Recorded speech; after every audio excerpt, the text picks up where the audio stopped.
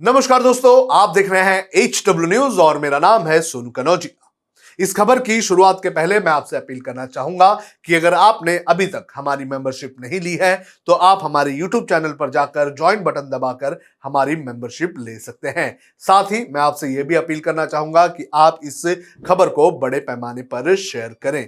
खबर जुड़ी हुई है अडानी ग्रुप से। अडानी ग्रुप जो कि देश की तेजी से बढ़ती हुई एक कंपनी है। अडानी ग्रुप जिस तरह से बढ़ रही है उसको लेकर सरकार को भी घेरा जाता है। दरअसल केंद्र सरकार जो कि मोदी सरकार है उस पर यह आरोप लगाया जाता है कि मोदी सरकार जो है वो बड़े बड़े उद्योगपतियों की सरकार है। मोदी सरकार उद्योगपतियों के लिए काम करती है, मोदी सरकार उद्योगपतियों के लिए कंसेशन देती है और उद्योगपतियों को मदद करती है। ऐसे आरोप जो है वो लगातार लगाए जाते रहे हैं। अडानी की अगर बात करें तो अडानी ग्रुप का नाम उस वक्त सबसे ज्यादा चर्चा में आया था जब साल 2019 में अडानी ग्रुप को 7 जो एयरपोर्ट्स हैं हमारे, उन एयरपोर्ट्स के संचालन की जिम्मेदारी दे दी गई थी। यानी कि जो बिड ओपन हुए थे, इन बिड्स में अडानी ग्रुप को कॉन्ट्रैक्ट दे दिया गया। 7 एयरपोर्ट्स की अगर बात करें तो वो 7 एयरपोर्ट्स कौन कौन से हैं ये मैं आपको बता देता हूं, जिसके अंदर है अहमदाबाद, मैंगलोर, लखनऊ, जयपुर, गुवाहाटी, तिरुवनंतपुरम और मुंबई। तो ऐसे एयरपोर्ट्स के कॉन्ट्रैक्ट 2019 में मिल चुके हैं अडानी को। यह भी कहा जाता है कि अडानी को कोई एक्सपीरियंस नहीं है एयरपोर्ट्स के संचालन का और एयरपोर्ट्स के कामों को लेकर।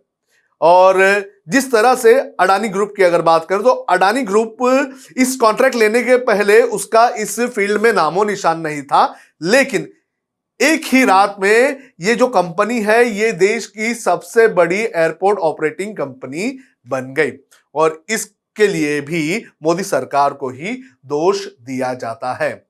अब इस कॉन्ट्रैक्ट को लेकर जिस तरह से ये बिडिंग हुई थी, जिस तरह से कॉन्ट्रैक्ट दिया गया, इसको लेकर एक खबर सामने आई है। ये खबर छपी हुई है इंडियन एक्सप्रेस न्यूज़पेपर में और इस खबर के मुताबिक जब ये कॉन्ट्रैक्ट दिया जा रहा था तो उसके पहले फाइनेंस मिनिस्ट्री और नीति आयोग की तरफ से ऑब्जेक्शंस उठाए गए थे, लेकिन इन ऑब्जेक्शंस को दरकिनार किया गया, सुना ही नहीं गया। जो खबर में लिखा गया है उसमें क्या है ये मैं आपको बता देता हूं। इंडियन एक्सप्रेस के मुताबिक उनके पास कुछ डॉक्यूमेंट्स हैं और उन डॉक्यूमेंट्स के आधार पर उन्होंने ये खबर छापी है।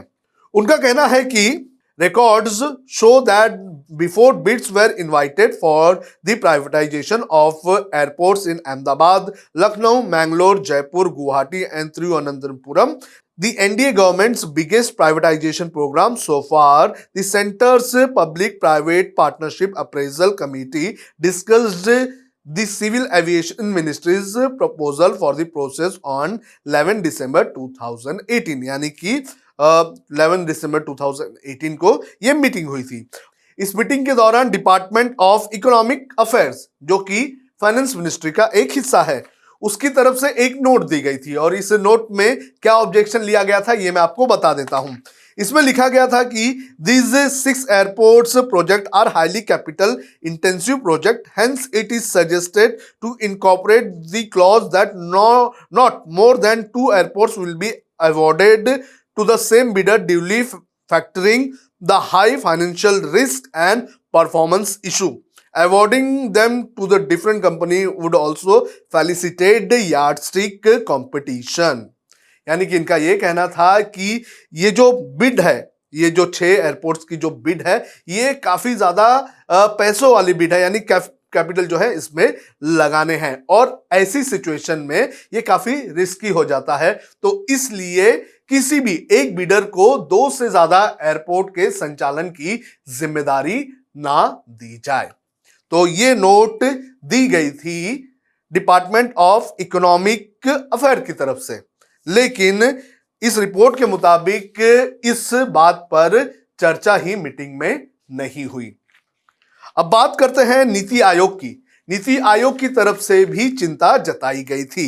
नीति आयोग ने जो कंसर्न रेज किया था उसमें क्या कहा गया था, उसमें कहा गया था कि a memo prepared by the PP vertical of the government's key policy think tank, a bidder lacking sufficient technical capacity can well jeopardize the project and compromise the quality of services that government is committed to provide। यानी कि इनका ये कहना है कि जो policy है PP की और गवर्नमेंट की, ये दोनों अलग अलग है। इसके अलावा जो बिडर हैं वो लैक ऑफ कैपेसिटी और एक्सपीरियंस नहीं होने की वजह से जो सर्विसेज की जो एक्सपेक्टेशन की जाती है वो जो है वो पूरी नहीं कर सकता है। जब नीति आयोग ने ये सवाल उठाया था तो उस वक्त ये कहा गया कि जो कमिटी बनाई गई है उस कमिटी ने ये तय किया है कि जो पुराना एक्सपीरियंस है उस ग्राउंड पर बिड नहीं होगी और उस ग्राउंड पर कॉन्ट्रैक्ट नहीं दिया जाएगा। तो इस तरह से नीति आयोग के जो ऑब्जेक्शन थे वो भी दरकिनार कर दिए गए। और इसके बाद तो हमने देखा कि किस तरह से अडानी ग्रुप जो है वो रातों रात देश की बड़ी जो प्राइवेट एयरपोर्ट ऑपरेटिंग कंपनी है वो बन गई। बहरहाल इस खबर के मुताबिक ऑब्जेक्शंस उठाए गए थे लेकिन ऑब्जेक्शंस को दरकिनार कर दिया गया, ऑब्जेक्शंस पर कार्रवाई नहीं की गई, एक्शंस नहीं लिया गया और ऑब्जेक्शंस को कहीं ना कहीं ठंडे बस्ते में डाल दिया गया। अडानी ग्रुप की अगर बात करें तो अडानी ग्रुप पिछले कुछ वक्त से लगातार चर्चा में है। चर्चा में कई चीजों को लेकर है। कभी ऑस्ट्रेलिया के क्रिकेट मैच के बीच अडानी को कॉन्ट्रैक्ट नहीं दिए जाने को लेकर विरोध प्रदर्शन होता है, तो कभी कभी किसानों के प्रदर्शन में भी अडानी के खिलाफ नारेबाजी होने लगती है। बहरहाल देखना जरूरी है कि आगे अडानी के मामलों को लेकर और कौन कौन सी चीजें सामने आती है।